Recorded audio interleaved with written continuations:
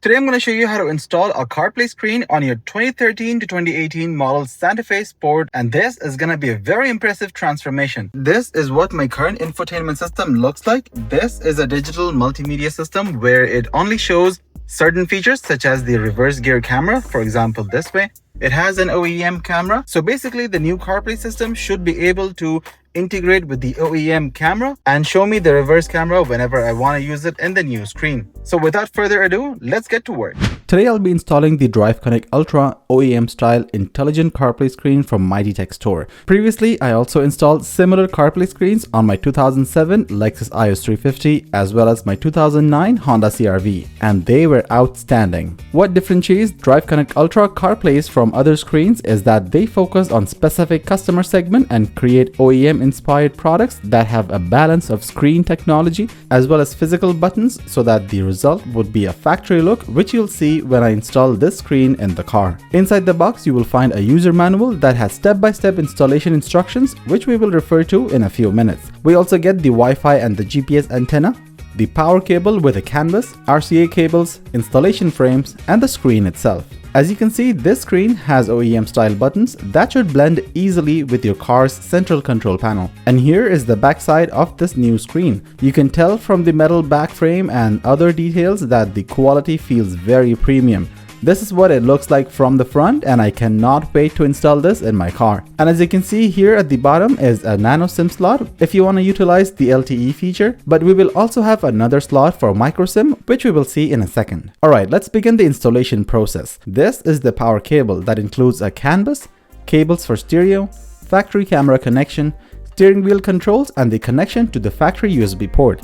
We will connect the car's factory connectors in these two ports and the car's backup camera connector to this white port. Connect the power cable to the power port of the screen, just like that.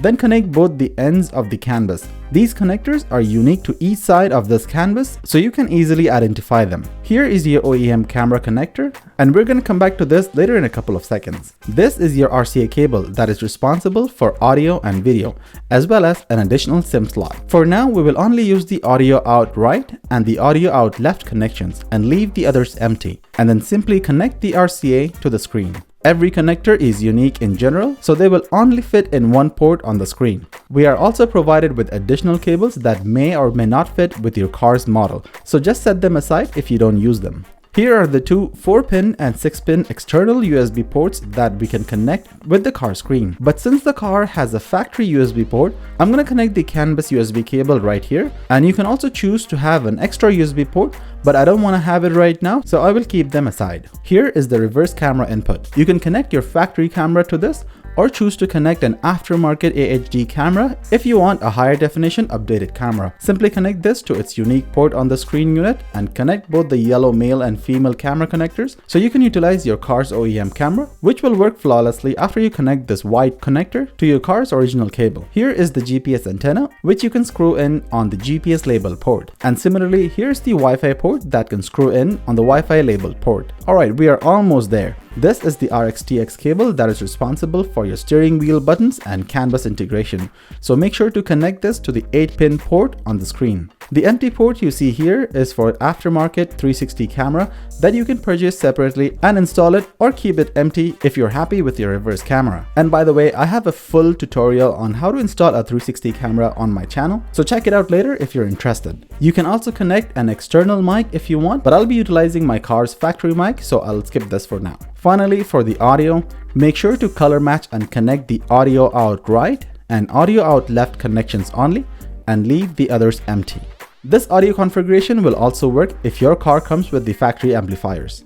In case you need additional help, you can always refer to the step-by-step instruction manual, and this will provide you comprehensive guides such as connecting aftermarket reverse camera or retaining your factory backup camera, and various other instructions such as installing aftermarket 360 camera, the wiring diagram for the screen, and various troubleshooting options. And as you can see, the instruction manual is really comprehensive and very helpful. Inside the package, I also found these extra set of antenna cables, which I'm not gonna use, but if they fit your car, feel free to use them. Alright, the last piece of the puzzle. The support frames can be easily installed using the provided screws. And there you go. All the connections are successfully completed. So now I can install it in the car. Alright, the CarPlay screen is connected properly. So now it's time to remove the OEM system from here. And then we can move on to install the new CarPlay screen. To begin removing the infotainment system, you only need two tools. The first one would be a flathead screwdriver or a plastic pry. And the second is a simple Phillips screwdriver. The first step here would be to remove the air duct trim on either side, the one on the left as well as on the right. And the easiest way to do it is just slide a flathead screwdriver right here without scratching anything. Just put it in and slide it out. So once it starts disconnecting, you can literally pull it out just like that. As you can see, these were the tabs that were holding it inside. So similarly, I'm going to remove the one on the right side too. Just put your Phillips screwdriver inwards and lever it out. Just like that. Alright, so once your AC air duct is out, you will see only 4 bolts, 2 on either side, which you can use your Phillips screwdriver to remove them easily. So I'm going to go ahead and do that and keep the screws on the side very carefully because we're going to be using these screws later on. There you go. So this screw is out.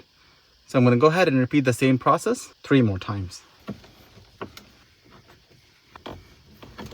Alright, all the 4 screws are out from either side, so I can just pull it outwards and it should come out easily.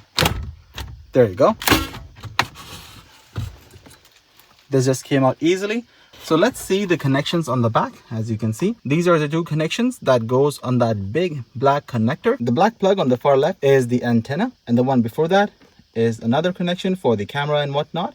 And the one on top, we will not be using that and we'll just keep that idle. Alright, the final connection is out, and as you can see, this is what the back of this infotainment system looks like. This giant connection would be one big black connector that will be from the CarPlay screen. This one also we saw from the CarPlay screen, and this one will be the antenna. Simple as that, and we will keep this one idle. So let's get rid of this one and start putting the new one. And here is what this one looks like right now. I'm going to go ahead and start connecting these one by one. These 2 connectors will connect with this giant one right here. So let's go ahead and connect this one. Make sure you do it very slowly so that you don't bend any connectors or pins inside those connectors. Both of these connectors are now connected, and we have this white plug right here that will go and connect with this one, and it should be a drop-in fitment. I will try my best to do this with one hand. There you go. This is also now connected. As soon as you can hear that click, you know it's connected. We have our antenna that we will connect right here. So the length of the antenna is a bit short, so I will try my best to put it in as easily as possible. Alright, so now the antenna is also fixed. So now it's just fit in temporarily. So I'm just going to go ahead and turn on the car in accessories mode just to see if the screen turns on and if everything works well. I'm going to go ahead and tighten all the 4 screws, 2 on each side, and then finish it off by putting the AC heater duct on both sides. Alright, so let's go and try. There you go. So this is the first time the unit is booting up, so I guess it needs to start fresh. In general, whenever I turn on the car, the screen should directly pop up with the CarPlay screen on, and everything should operate very smoothly. So let's see how the touch works. I'm impressed. Look at how smooth the refresh rate is. This is so nice. I'm just gonna go ahead and explore my options right here. If all the buttons work, here is the volume button. Let's see if the steering wheel button works. There you go. As you can see, my steering wheel button also works. It is volume up right now, volume down, the mute option on the steering wheel. Everything works properly.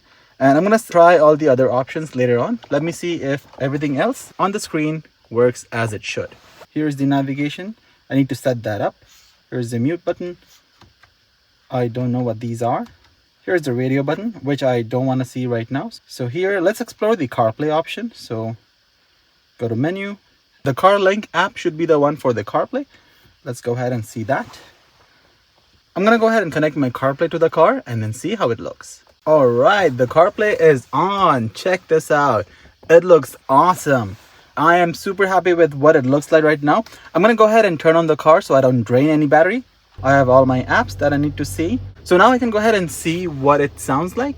I'm gonna see if I can play some non-copyrighted music from here. All right, I just tested out the sound. It sounds amazing. For some reason, the car's factory speakers are actually playing better sound quality with this CarPlay screen. It's probably something to do with the hardware or the software in it. And I know that this CarPlay screen also comes with the inbuilt DSP. You can go online and research what that means. It basically means it's gonna amplify your sound and bring the better quality with surround sound system inside your car, and that's exactly what's happening with this device right now. So I'm happy with what I see. So now I'm gonna go ahead and put back everything the same way I took out. Basically, first I just need to put 2 screws right here and the 2 screws on either side, and then I'll be good to fix it in properly. All right, check this out. This looks absolutely gorgeous. So now I can go ahead and turn on the car just to see what it looks like, and then we can test out other things such as the sound system, reverse gear, and so on and so forth.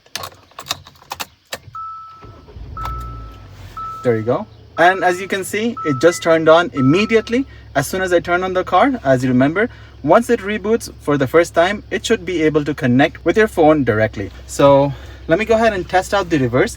It should automatically be connected to my reverse OEM camera. So let's see if it shows. I am super happy with what it looks like right now. As you can see, this directly integrated with my OEM camera. It also has my steering wheel direction in it.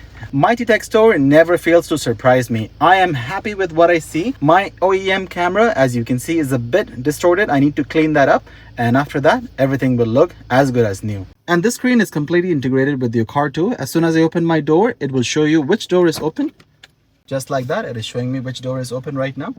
And when it's closed, it just closes up. Here is where the AUX and the USB cables are, which are also directly integrated with them. If you remember, we connected the black cable from the big large black connector to the USB port, which is where that comes in handy. So now let's go ahead and test out the sound system. I would recommend you guys put on your headphones for this part of the video so that you can hear the quality of the sound and judge it for yourself.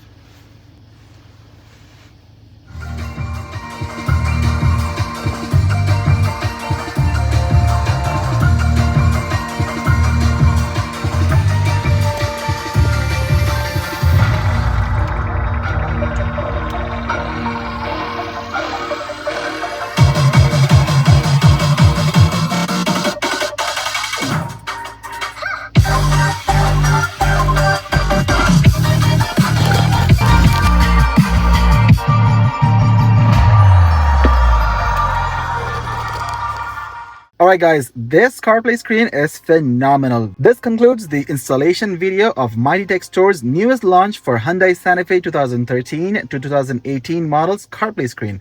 This screen is amazing and I definitely recommend it, and primarily the reason is because I like the hybrid relation between buttons and the screen, which is what Mighty Tech Store did. And by listening to a lot of customer feedback, they created this amazing product right here. I'm super happy with the results. It integrates directly with your OEM factory camera, gives you the CarPlay, Android Auto, and an amazing sound quality with the DSP support. In the next couple of weeks, I'll try my best to put on a full features review of this product with all the factory passwords and settings that you might need at some point for your car, and that probably will be very much beneficial for you. I'm gonna go ahead and give this product a 5-star review. If you guys like what you see and want something similar for your Santa Fe, I'm gonna put a link in the description, so go and check it out, and don't forget to use my code BillFixCars for an instant discount on your order. Huge shout out to Mighty Tech Store for sending me this product to test it out. If you guys learned something new, hit that thumbs up button and don't forget to subscribe. Until next time, I'll see you on the next one. Here we go.